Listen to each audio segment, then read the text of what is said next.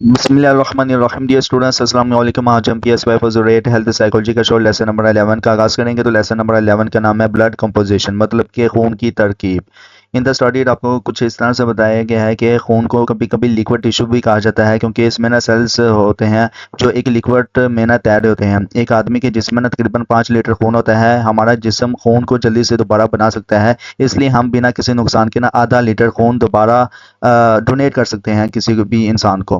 खून की तरकीब का खून के प्रेशर पर असर होता है। जैसे कि हमने पहले देखा था कि जितना थिक खून होगा, जितना गहरा गाढ़ा खून होगा ना, उतनी ज़्यादा कुव्वत चाहिए होगी उसे ना सर्कुलेट करने के लिए। अब सवाल ये है कि खून किन चीज़ों से मिलकर बनता है और इसका मोटापापन पे कैसा जो है ना मोटापापन कैसे बढ़ता है, या मोटापापन कैसे आता है इंसान के अंदर। खून दो किस्म की चीज़ों पर ना मुश्तमिल होता है। नंबर 1 पे फॉर्मेट एलिमेंट्स और नंबर 2 पे प्लाज्मा। पहले हम फॉर्मेट एलिमेंट्स को देखते हैं। तो फॉर्मेट एलिमेंट्स में बताया गया है कि फॉर्मेट एलिमेंट्स वो सेल्स और सेल जैसी स्ट्रक्चर्स हैं जो खून का 45% हिस्सा होती हैं। 3 किस्म के फॉर्मेट एलिमेंट्स हैं। नंबर 1 पे है रेड ब्लड सेल्स। इसमें बताया गया है कि ये खून के अंदर ना सबसे ज़्यादा होती है। एक क्यूबिक मिलीमीटर खून में ना तकरीबन 5 मिलियन RBS, मतलब कि रेड ब्लड सेल्स होते हैं। तो पेपर पॉइंट ऑफ व्यू से इंपॉर्टेंट है। ये बून मैरो में बनती है और इनका ज़िंदगी का अरसा तकरीबन 3 महीने होता है रेड ब्लड सेल्स का। तो ये भी पेपर पॉइंट ऑफ व्यू से इंपॉर्टेंट है। रेड ब्लड सेल्स का ना सबसे बड़ा काम हीमोग्लोबिन को लेकर ऑक्सीजन को जिस्म के सेल्स और टिश्यूज तक पहुंचाना होता है। एनीमिया एक ऐसी कंडीशन है जिसमें ना रेड ब्लड सेल्स या हीमोग्लोबिन का लेवल नॉर्मल से कम होता है। उसके बाद है ल्यूकोसाइट्स, मतलब कि वाइट ब्लड सेल्स। तो वाइट ब्लड सेल्स का दूसरा नाम क्या है? ल्यूकोसाइट्स। तो पेपर पॉइंट ऑफ व्यू से इंपॉर्टेंट है। ये वाइट ब्लड सेल्स हैं। हर किस्म के ना ल्यूकोसाइट्स का अपना अलग प्रोटेक्टिव काम होता है। जैसे कि कुछ बैक्टीरिया को ख़त्म करते हैं। White blood cells bone marrow और जिस्म के मुख्तलिफ ऑर्गन्स में बनती है। एक अडल्ट के खून में ना कुछ हज़ार ल्यूकोसाइट्स होते हैं, लेकिन ये फॉर्म्ड एलिमेंट्स का सबसे कम हिस्सा होती हैं। ल्यूकीमिया एक कैंसर है जिसमें ना एबनॉर्मल वाइट ब्लड सेल्स बहुत ज़्यादा ना मिकातर में ना, मतलब कि मिकदार में ना बनती है, जो नॉर्मल ल्यूकोसाइट्स और रेड ब्लड सेल्स को रास्ता नहीं देती। इस वजह से ना जिसम में ना इन्फेक्शंस और एनीमिया का ख़तरा बढ़ जाता है। तो उसके बाद है प्लेटलेट्स। इसमें बताया गया कि ये ग्रैनुलर फ्रेगमेंट्स हैं जो बोन मैरो में बनती है और खून के ना ज़ख्म से बंद करने में ना मदद देती है। ये छोटी जो चोटों को ना बंद करती हैं, जो ज़ख्म वगैरह होते हैं ना उनको भी बंद करने में ना मदद करती है ये प्लेटलेट्स। तो ये अगर ज़ख्म बड़ा हो ना तो खून को ना जमने में मदद देती है, मतलब कि जमाने में मदद देती है खून को प्लेटलेट्स वगैरह। तो हेमोफीलिया एक बीमारी है जिसमें ना प्लेटलेट्स सही काम नहीं करती, इसलिए ना खून जो है ना वो जम नहीं पाता, क्योंकि ना खून में ना एक ज़रूरी प्रोटीन की कमी होती है। फॉर्मेट एलिमेंट्स का ना खून के मोटापापन पर ना असर होता है। अगर फॉर्मेट एलिमेंट्स काफ़ी ज़्यादा हो जाए ना तो खून ज़्यादा मोटा हो जाता है, या मतलब कि थिक हो जाता है, गाढ़ा हो जाता है। तो ये भी पेपर पॉइंट ऑफ व्यू से इंपॉर्टेंट है। इनमें जो जितनी भी बीमारियों को जिक्र किया गया ना, तो ये पूछी जा सकती है कि ये अनीमिया किस तरह हो सकती है। इसके अलावा जो बीमारी थी इसमें जो जिक्र की गई थी प्लेटलेट्स के अंदर, हेमोफीलिया एक बीमारी जैसे कि प्लेटलेट्स के अंदर जिक्र की थी। तो ये पेपर पॉइंट ऑफ व्यू से इंपॉर्टेंट है, पूछा जा सकता है। उसके बाद है प्लाज्मा। इसमें पूछा गया कि बल्कि बताया गया है कि प्लाज्मा एक ना लिक्विड सब्सटेंस है जो खून का तकरीबन 55% हिस्सा होता है, और प्लाज्मा का 90% जो पानी होता है, मतलब कि प्लाज्मा के अंदर ना 90% पानी होता है, और बाकी प्लाज्मा प्रोटीन्स और मुख्तलिफ ऑर्गेनिक और इनऑर्गेनिक एलिमेंट्स होते हैं। प्लाज्मा प्रोटीन्स बैड मॉलिक्यूल्स होते हैं जो दूसरी चीज़ों को ना कैपिलरी वॉल से ना गुजरने में मदद देते हैं। प्लाज्मा प्रोटीन खून को ना मोटापन करता है, मतलब कि थिकनेस का ना बढ़ाता है। प्लाज्मा प्रोटीन के खून के थिकनेस को बढ़ाता है प्लाज्मा। उसके बाद इसमें मुझे बताया गया कि हालांकि ना प्लाज्मा में ना बाकी जो एलिमेंट्स होते हैं ना वो कम होते हैं, लेकिन ये बहुत इंपॉर्टेंट है। इसमें ना हार्मोन्स, एंजाइम्स और वेस्ट प्रोडक्ट्स शामिल होते हैं, और इसमें न्यूट्रिएंट्स भी होते हैं जो हम डाइजेशन से हासिल करते हैं, जैसे कि vitamins, minerals, symbols, sugars, amino acids और फैटी मटेरियल्स। फैटी मटेरियल्स खून में ना लिपिड्स के नाम से ना जाने जाते हैं। तो ये मैंने हाईलाइट किया हुआ है। तो पेपर पॉइंट ऑफ व्यू से इंपॉर्टेंट है, ये आपसे पूछा जा सकता है। तो लिपिड्स के नाम से जाने जाते हैं। इनमें ना दो किस्म के फैटी मटेरियल्स हैं। सबसे पहले है ट्राइग्लिसराइड्स और कोलेस्ट्रॉल्स।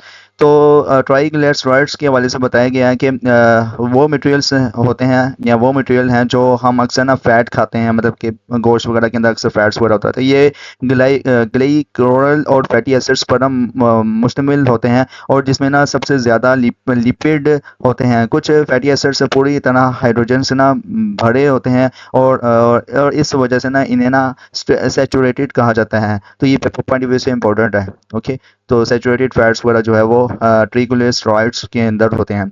ये अक्सर ना सॉलिड्स होते हैं और जानवर के फैट से मिलते हैं। बाकी फैटी एसिड्स अनसैचुरेटेड या पॉली अनसैचुरेटेड होते हैं, जो और हाइड्रोजन्स ले सकते हैं। ये अक्सर ना लिक्विड होते हैं और पौधों से मिलते हैं, ये जो अनसैचुरेटेड या पॉली अनसैचुरेटेड फैट्स वगैरह होते हैं।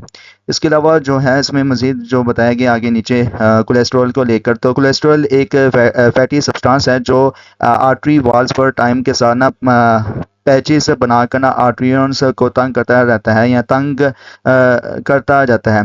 कोलेस्ट्रॉल का ज़्यादा हिस्सा जिस्म खुद बनाता है, लेकिन बाकी हम अपनी डाइट से लेते हैं। ज़्यादा सैचुरेटेड फैट्स खाने से ना ब्लड कोलेस्ट्रॉल का लेवल बढ़ जाता है। अब देखते हैं कि ये मसला क्यों होता है। सबसे पहले है कार्डियोवैस्कुलर डिसऑर्डर। इसमें बताया गया कि जब फैटी पैचेस मतलब कि प्लेक्यूस आर्टरी वॉल्स पर जमने लगती है ना, तो इस प्रोसेस को ना आर्ट्रियो एथेरोसेलुलोसिस कहते हैं। ये जो है ना प्लकीज हार्डन्स हो जाते हैं और आर्टरियन को डायमीटर से फ्लेक्सिबिलिटी कम हो जाती है, जिससे ना एक कंडीशंस होती है जिसमें ना आर्टरियोसेलुलोसिस कहते हैं। ये नैरिंग और हार्डनिंग ब्लड प्रेशर से बढ़ाता है। ये मसला ना एज के साथ बढ़ता जाता है, लेकिन प्लेक्यू का ना जमना ज़िंदगी में ना जल्दी शुरू हो जाता है। इसके अलावा इसमें बताया गया है मायोकार्डियल्स इन्फार्क्शंस। तो ये मैंने हाईलाइट किया और रेड कलर में। तो मायोकार्डियल से इन्फार्क्शंस में बताया गया कि यानी हार्ट अटैक एक ऐसी हालत है। तो ये पेपर पॉइंट ऑफ व्यू से इंपॉर्टेंट है। आपसे पूछा जा सकता है कि मायोकार्डियल इन्फेक्शन से क्या मराद है। तो ये यानी हार्ट अटैक है, ये एक किस्म का हार्ट अटैक है। यानी हार्ट अटैक एक ऐसी हालत है जिसमें ना आर्टरियल्स ब्लॉकेज की वजह से ना हार्ट मसल्स मर जाते हैं। एन्यूरिज्म्स, कॉन्जेस्टिव हार्ट फेलियर्स और स्ट्रोक भी दिल की बीमारियां हैं जिनके ना बायोसाइकोसोशल इम्प्लीकेशंस हम आगे लेक्चर में ना डिस्कस करेंगे। इसके अलावा इसमें ना बताया गया कि द इम्यून सिस्टम। तो द इम्यून सिस्टम में बताया गया कि आपको ना शायद अंदाज़ा ना होगा, मगर आपके जिस्म के अंदर ना हर वक्त जंगियन हो रही होती हैं।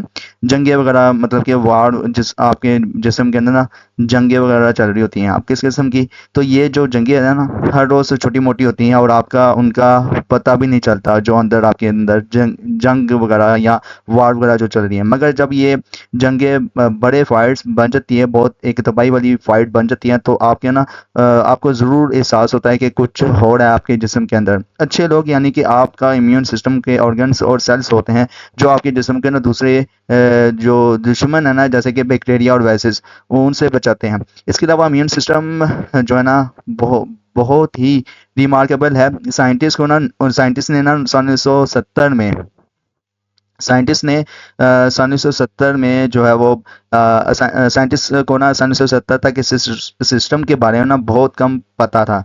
इम्यून सिस्टम के बारे में बहुत कम पता था, मगर अब इस पर ना बहुत रिसर्चेस हो रही हैं और न्यू मालूमात रोज़ सामने आ रही है कि कैसे काम करता है इम्यून सिस्टम। हमें ये भी पता चल रहा है कि ये सिस्टम बहुत सेंसिटिव होता है और अपना और गहरा यानी कि दुश्मनों को पहचान लेता है ये immune system, the immune system. उसके बाद है एंटीजेंस। इसमें बताया गया कि जब जिस्म किसी गैर को पहचान लेता है ना, तो इम्यून सिस्टम ना अपनी एनर्जी इकट्ठी करता है और हमला करता है किसी भी चीज़ को जो इम्यून रिस्पॉन्स शुरू कर सकती है। एंटीजेंस इसे कहते हैं जो प्रोटेक्टिव मेजर्स होता है अगेन वायरस और बैक्टीरिया के। तो मज़ीद इसमें बताया गया कि बैक्टीरिया और वायरस को ना उनकी प्रोटीन्स कोड और डीएनए के जरिए ना पहचानता है एंटीजेंस। तो नीचे मज़ीद इसमें बताया गया कि एंटीजन्स क्या हैं। तो सबसे पहले ना ज़हन में ना बैक्टीरिया, फंगस, प्रोटोज़ा और वायरस आते हैं। बैक्टीरिया छोटे जानदार चीज़ें हैं जो हर जगह पाई जाती हैं, हवा में, पानी में और इसके अलावा जानवरों में और पौधों के अंदर, और जो है ऑर्गेनिक चीज़ें उनके अंदर भी पाई जाती हैं बैक्टीरिया वगैरह। कुछ बैक्टीरिया बीमारियां बनाते हैं जैसे कि ट्यूबरकुलोसिस और स्कारलेट फीवर और फूड पॉइजनिंग। ये तेज़ तरक्की करके ना हमारी सेल्स के खिलाफ ना न्यूट्रॉन्स के लिए कम्पैक्ट करते हैं और जहरीली चीज़ें ना निकालते हैं जो हमारी सेल्स को नुकसान पहुंचाते हैं। इसके अलावा ना फंगी जैसे कि मोल्ड्स और यीस्ट होती हैं जो किसी ऑर्गेनिक होस्ट से चिमटे हैं और न्यूट्रॉन्स चूसते हैं। फंगी से ना स्किन के जो है ना बीमारियां होती हैं, जैसे कि फंगस है ना जो है स्किन की बीमारी होती है, जैसे कि रिंग वॉर्म और एथलीट्स फूड। कुछ फंगस ना फायदेमंद होते हैं जैसे कि पेंसिलिन जो कि एक मोल्ड से आती है। प्रोटोज़ा एक एक सेल्स वाले जो जानवर हैं जो ज़्यादातर पानी और जो है ना वो मिट्टी वगैरह में होते हैं। गंदा पानी में पीने से ना एमियोबिक डायसेंट्री होता है और मच्छर के काटने से भी मलेरिया हो जाता है। तो इसके अलावा वायरसेस के बारे में भी बताया गया है।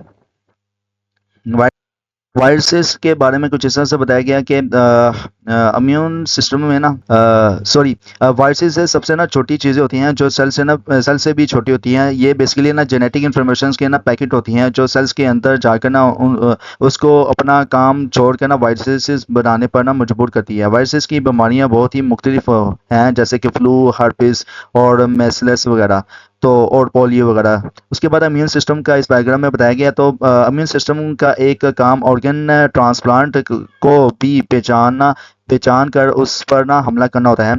इसलिए ना कभी कभी बॉडी ट्रांसप्लांट को रिजेक्ट कर देती है। इस मसले का एक तरीका यह है कि डोनर और रेसिपेंट की टिश्यूज़ को ना मैच किया जाए। ये इम्यून सिस्टम को दवाई से ना जो है दबा दिया जाता है, फिर मतलब कि ख़त्म कर दिया जाता है दवाई के ज़रिए। तो मगर ये ना अप्रोच पेशेंट्स के ना बीमारियों के लिए ज़्यादा एक्सपोज कर देती है। बहुत से लोगों को इम्यून सिस्टम ऐसी चीज़ों पर हमला करता है जो वाकई हार्मलेस होती हैं जैसे कि पोलन, एनिमल्स, डेंडर, ये ख़ास फूड्स या किसी किस्म के जो ख़ास फूड्स होते हैं उसके ज़रिए भी। ऐसे लोग ना एलर्जीज़ का शिकार होते हैं और इन चीज़ों का ना एलर्जीज़ खा जाती है या बीमारी जो है एलर्जी की लग जाती है। इसके अलावा जो है वो इम्यून सिस्टम्स के ऑर्गेनिक के बारे में बताया गया है। तो the organic of the immune system, इसमें कुछ इस तरह से बताया गया है कि इम्यून सिस्टम के ऑर्गन पूरे जिस्म में मौजूद हैं। इनको ना लेम्फेटिक या लेम्फोइड ऑर्गन्स कहते हैं क्योंकि ना इनका लेम्फोसाइट्स वाइट ब्लड सेल्स के डेवलप और डिप्लॉय करना में बड़ा किरदार होता है। लेम्फेटिक ऑर्गन्स में ना bone marrow, thymus, lymph nodes और स्प्लेलन शामिल होता है। बोन मैरो वो जगह है जहाँ से लेम्फोसाइट से निकलता है। थाइमस ग्लैंड्स जो सीन में होती है, इनमें ना एक म्यूटेशंस होती है।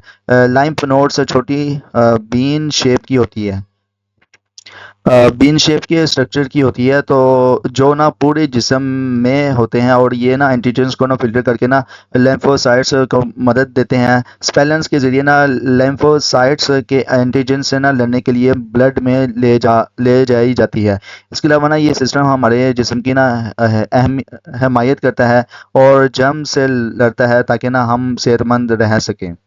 इसमें ना बस ओवरऑल यही बताया गया है। और जो है ना पेपर पॉइंट ऑफ व्यू से ये लेक्चर जो है ना थोड़ा सा कॉम्प्लिकेटेड है क्योंकि इसमें ना लॉजिकल बड़े जो है ना वो बन सकते हैं एक किस्म के एमसीक्यूज वगैरह और शॉर्ट लॉन्ग क्वेश्चंस वगैरह। तो लेक्चर कैसा लगा कमेंट्स में लाजमी बताएं। साइकोलॉजिस्ट कम्युनिटी यूट्यूब चैनल को सब्सक्राइब करें, वीडियो को लाइक करें, क्लासमेट्स के साथ शेयर करें। इंशाल्लाह मिलते हैं नेक्स्ट लेक्चर में। Till then thank you so much. अल्लाह हाफिज़।